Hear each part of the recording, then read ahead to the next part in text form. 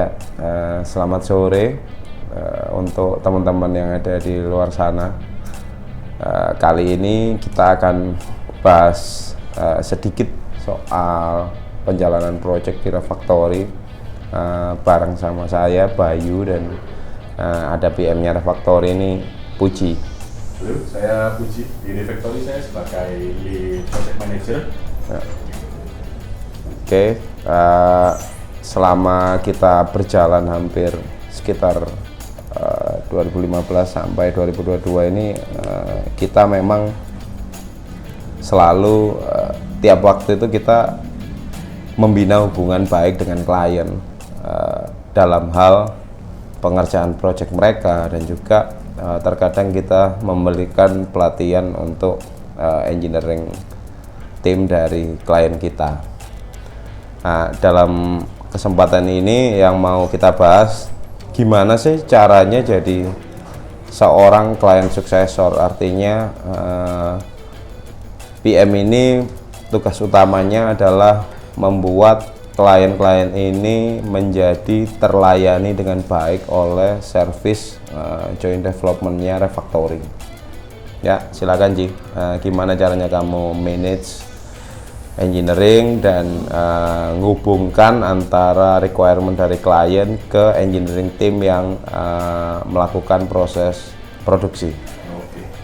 Oke, mungkin pertama itu di project manager ini pasti ada tahap inisiasi untuk requirement, ya, pengumpulan requirement dari klien. Ketika kita sudah dapat requirement-nya, di situ kita ada proses namanya grooming requirement ini kita sampaikan ke tim development. Kira-kira ada nggak nih blocker dari requirement yang sudah kita kumpulkan sebelumnya. Di situ kita akan mulai berkomunikasi dengan developer, merencanakan bagaimana untuk membuat aplikasi ataupun web yang sedang kita kembangkan ini. Ketika requirement dari klien itu ada yang terblocking misalnya karena itu berhubungan dengan third party, dan kita membutuhkan beberapa resource dari third party yang sebelumnya belum dipunya dari klien. Di situ peran PM akan berkomunikasi juga dengan klien untuk kebutuhan itu. Jadi misalnya engineer, Mas, aku nggak punya nih akses token ke sini. Di situ kita bakal ngomong ke klien, Mas, kayaknya kita butuh ini deh kalau kita mau ngedevelop ini. Dan itu pun di situ ada proses negosiasi juga. Jadi ketika misalnya klien tidak bisa memberikan apa yang kita butuhkan, di situ kita akan ada sprint juga kan di situ. Jadi untuk task yang sedang kita rencanakan ini bisa kita taruh di sprint belakang, misalnya kita kerjakan dulu untuk yang bisa. Berarti sama aja tim PM ini juga membantu klien untuk manage ekspektasinya mereka, ya? Ya, betul. Selama penjalanan project, tentu saja di situ pasti ada project target dari bulan ke bulannya, atau mungkin ada yang per sprint gitu, 2 minggu. Oke. Ya. Terus untuk yang tadi soal third party,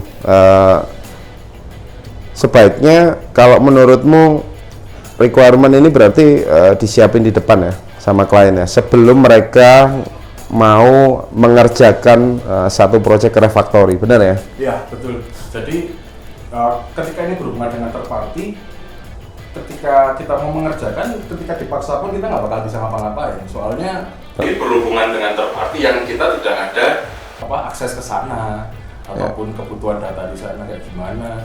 Ya, oke. Itu berarti buat mungkin yang lihat barangkali nanti ada dari perusahaan lain yang punya concern untuk misalnya membuat satu project dan nanti mau diserahkan ke Refactory, sebaiknya disiapkan yang tadi yang disampaikan Puji. Terus yang kedua, kalau seandainya aku ngomong dari Happy Pet-nya, Ji. Jadi oke, mereka udah ready semua. Kira-kira menurutmu bisa nggak kita ini handle project jadi lebih cepat gitu? Ketika mereka sudah ready semua. Ya. Bisa, Pak, tentu bisa kalau itu. Sangat bisa, ya? Iya, sangat bisa. Ketika kita sudah punya jalan untuk masuk ke situ, udah kita bisa melanjutkan project itu, ataupun fitur yang akan kita kembangkan di situ. Oke. Kita punya. Ya. akses ataupun data yang kita butuhkan. Jadi misalnya perusahaannya angan-angannya dia udah pengen bikin satu project dan dia udah ready semua, dia expect misalnya seminggu jadi gitu buat website gitu. Nah itu mesti kita timbang dulu nih. Ditimbang ya? Iya tetap kita harus timbang, masuk ke kita kan ada prinsipal nih. Di sini nanti kita akan berkolaborasi juga sama tim development, lihat sama tim prinsipal, kita lihat ini bobotnya sesuai atau enggak, apakah bisa kita hit dalam waktu seminggu. Kalau misalnya itu bisa, kita bisa. Oke, berarti ada lagi selain dari requirement yang lengkap, kita juga perlu lihat kayak assessment gitu di areal pembobotan dan resource yang tersedia di Refactory ya. Oke, jadi kalau ngerjakan project Refactory sebetulnya juga kalau kita lihat pertumbuhannya perusahaan ini harusnya bisa ya kita melakukan segala sesuatu itu dengan as soon as possible lah istilahnya. Cuman yang diperlukan dari Puji sebagai salah satu bentuk faktor penunjang di success rate-nya sebuah project itu ya tadi requirement yang lengkap, terus yang kedua assessment yang tepat mengenai pembobotan dan kuota dari engineer. Berarti ada kerjasama dengan prinsipal engineer yang ada di Refactory. Oke. Barangkali ada lagi sih kamu kalau dari sisi PM yang bisa diomongin. Kalau dari sisi PM paling kalau dari PM itu ini sih lebih ada skill juga yang dibutuhkan tuh untuk menangkap apa sih kesulitan engineer ini. Kadang kan engineer bahasanya kan bahasa yang pemrograman. Oke. Jadi bridging komunikasi ya.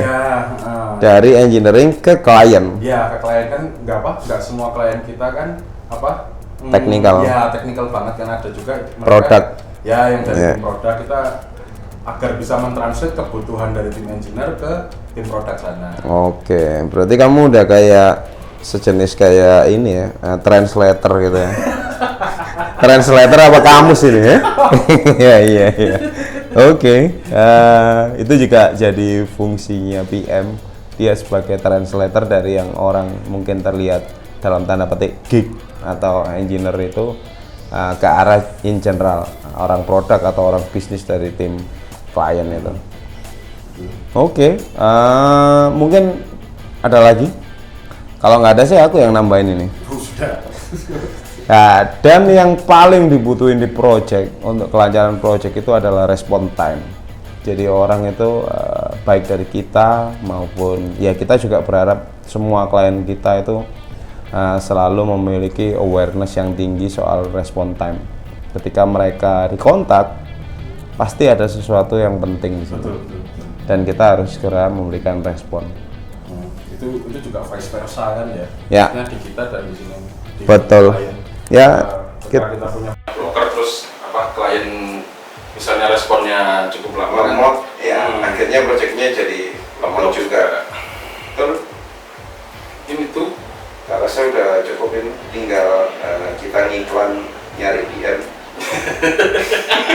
Buat PM di luar sana, barangkali kamu udah ngerasa kayak udah jagoan, kamu nggak ada salahnya kamu daftar jadi PM-nya Refactory supaya kamu bisa tahu jagoan itu harusnya kayak gimana.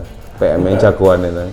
Karena di Refactory kita kalau dibandingin PM dari tempat-tempat lain mungkin kita lebih kayak siap war gitu.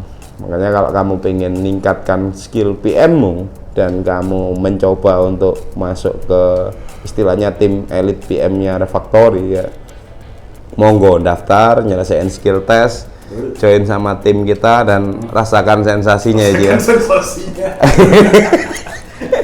Oke ya, sip ya. Mantap. Oke, selamat sore. Oke, selamat sore. Kalau begitu, ya. Udah bisa kita tutup ya. Terima kasih kawan-kawan. Jangan lupa ya bergabung ke Refactory. Iya. Thank you.